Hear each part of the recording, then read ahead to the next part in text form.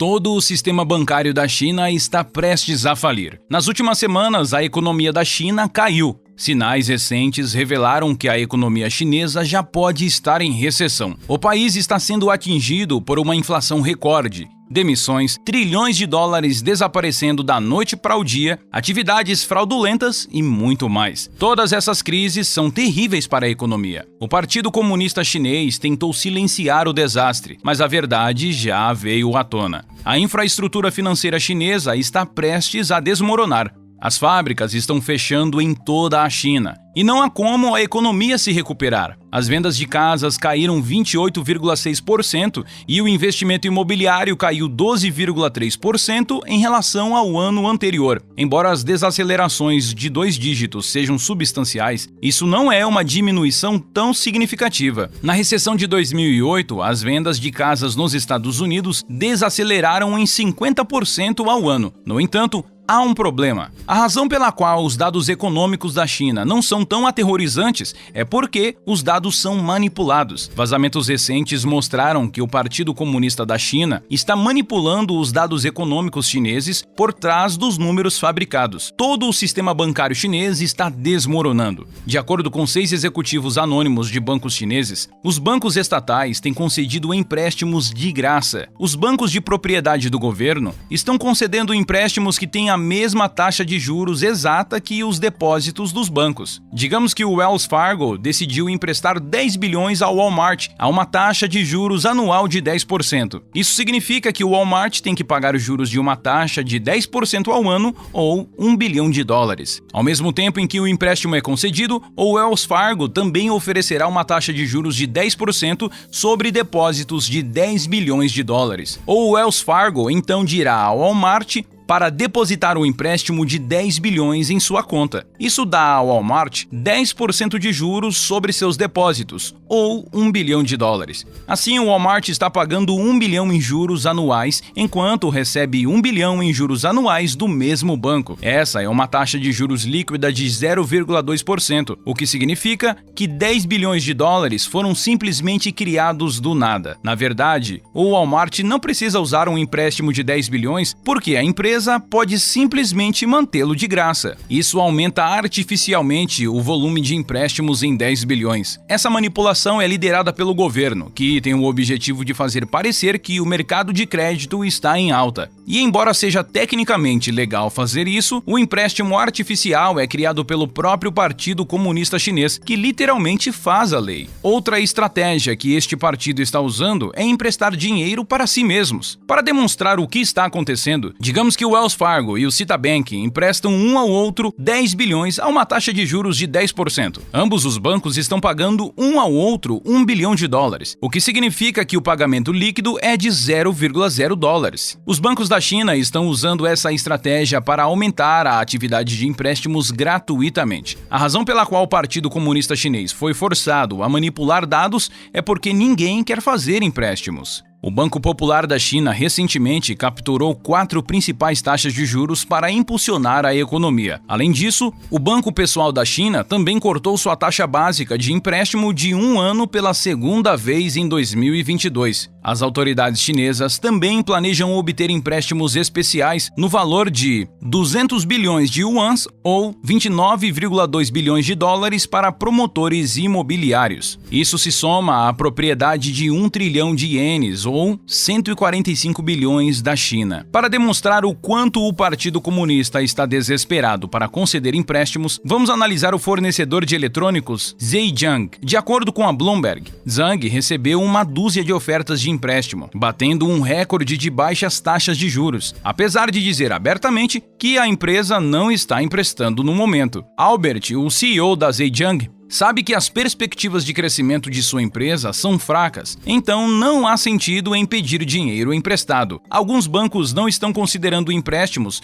porque seus caixas podem cobrir totalmente suas operações e crescimento modesto. A eclosão do Covid e a desaceleração do mercado imobiliário impactou inúmeras economias e muitas estão descobrindo agora como se reerguer. Imagine receber uma dúzia de ofertas de empréstimo durante um período em que a atividade do consumidor está em baixa. O Partido Comunista fará qualquer coisa para apoiar o mercado de crédito falido do país. O problema com isso é que conceder empréstimos a todas as empresas de média capitalização resultará em inadimplência. A quantidade de empréstimos ruins ou empréstimos que não serão reembolsados está aumentando mês após mês. Diante disso, o Partido Comunista ficou desesperado. Não há como reacender a economia a curto e longo prazo, mesmo pelos números de tal partido. O crescimento da oferta monetária chinesa ultrapassou o crescimento do crédito pela primeira vez desde 2017. O PIB da China também mostra um nível semelhante de fraqueza. Em uma base trimestral, o PIB da China encolheu 2,6% no segundo trimestre de 2022. Para salvar a economia em declínio da China, o Partido Comunista recentemente pediu aos cidadãos que comprem novas casas. O governo chinês está tão frenético para impulsionar o mercado imobiliário que está literalmente pressionando os cidadãos a comprar propriedades. Mas a população chinesa não é estúpida. Eles sabem o quão ridículo o Partido Comunista é. Muitos têm compartilhado o anúncio ridículo de propriedade do partido nas mídias sociais. As propriedades podem cair 40% ou até 50% nos próximos meses, e os cidadãos chineses sabem disso. Como resultado do condenado mercado imobiliário da China, o sistema bancário do país está à beira da falência, e o boicote às hipotecas em andamento já rendeu 2,1 bilhões de dólares, ou mais de 300 bilhões em inadimplência. O esquema Ponzi de pré-venda de moradias da China fez com que os cidadãos chineses paguem hipotecas e casas que ainda nem foram construídas. Isso permitiu que os promotores imobiliários usassem o dinheiro para vender mais casas de pré-venda, criando assim uma pirâmide. O Partido Comunista permitiu que o esquema Ponzi continuasse por tanto tempo porque amplificava o rápido crescimento econômico da China. Agora que a situação é completamente oposta, o governo da China está reprimindo o setor imobiliário corrupto. O Escritório Nacional de Auditoria é o mesmo escritório que eliminou trilhões de dólares em valor de empresas, como o Alibaba. O escritório de auditoria é tão poderoso que obrigou o Alibaba a doar 1/3 de seu dinheiro para citar as iniciativas chinesas da ONU. O fundador do Alibaba, Jack Ma, tem bastante experiência pessoal com o escritório de auditoria, do qual recentemente teve que abrir mão do controle. O mais revoltante é que a mesma empresa que fundou o processo de renúncia de Jack Ma foi a mesma empresa que o governo chinês assumiu. Mas a questão aqui é, por que tudo isso está relacionado à auditoria da China na indústria de confiança? Para encontrar a resposta a esta pergunta, temos que abordar o que é um fundo fiduciário.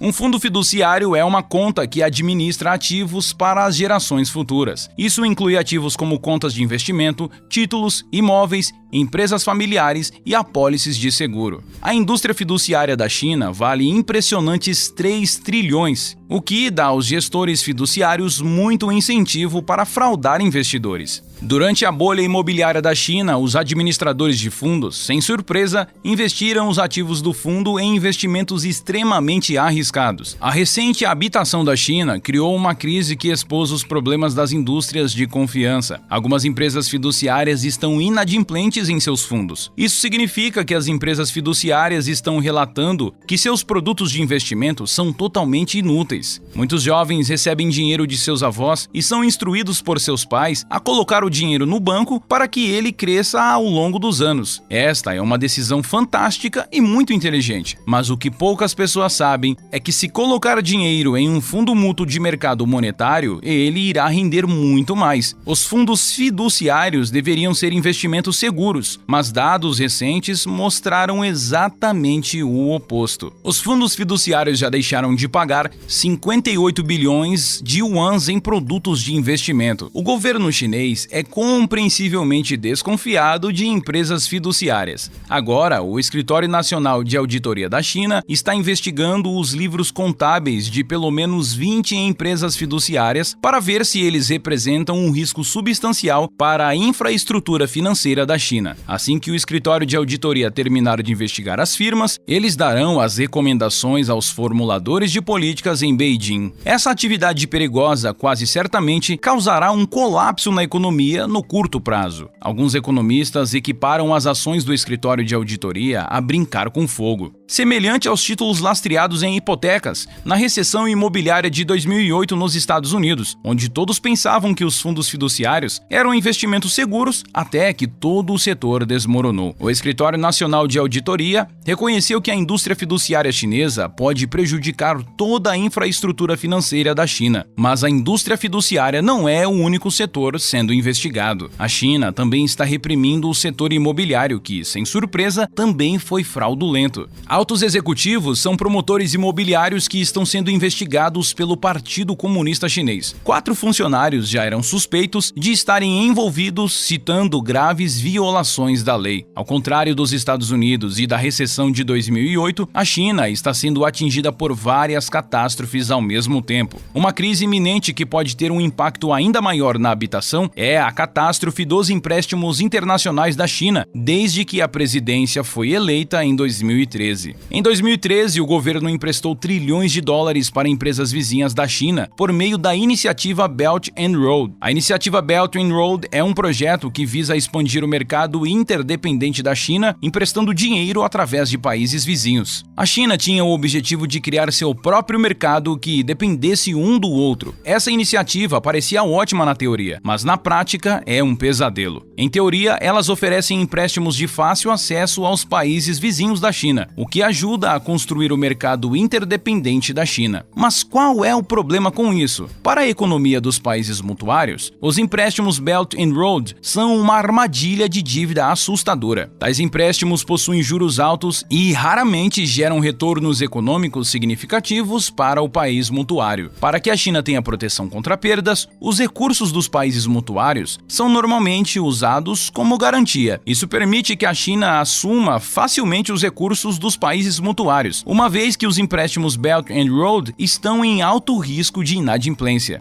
E como tais empréstimos são de fácil acesso, os mutuários normalmente gastam em investimentos desnecessários. Os países mutuários também são mais propensos a se envolverem em atividades fraudulentas. 35% do portfólio de infraestrutura de Belt and Road encontrou problemas como escândalos de corrupção, riscos ambientais e protestos públicos. Para colocar isso em perspectiva, apenas 21% dos projetos de infraestrutura do Partido Comunista enfrentam problemas semelhantes. O epítome do fracasso do Belt and Road é o Sri Lanka. Sri Lanka contraiu empréstimos Belt and Road para construir um centro de conferências, um porto marítimo, um aeroporto, um estádio, além de novas estradas. Alguns anos depois de iniciar as construções, Sri Lanka deixou de pagar seus empréstimos. A China apreendeu uma participação de 70% no porto marítimo profundo do Sri Lanka. Mas o Sri Lanka é apenas um dos muitos países que caíram na armadilha da dívida da China. O Tajiquistão teve que assinar seus direitos de terras e minerais para a China para poder liquidar sua dívida. As implicações negativas do Belt and Road não são apenas significativas para o mutuário, mas também para a China. O Belt and Road forçou a China a emprestar um dinheiro que a própria China nunca mais verá. A Rússia recentemente deixou de pagar 100 milhões de dólares em juros, o que coloca a dívida da Rússia em situação de inadimplência. Por meio do Belt and Road, a China emprestou 932 bilhões à Rússia. Isso significa que quase 1 trilhão de dólares em empréstimos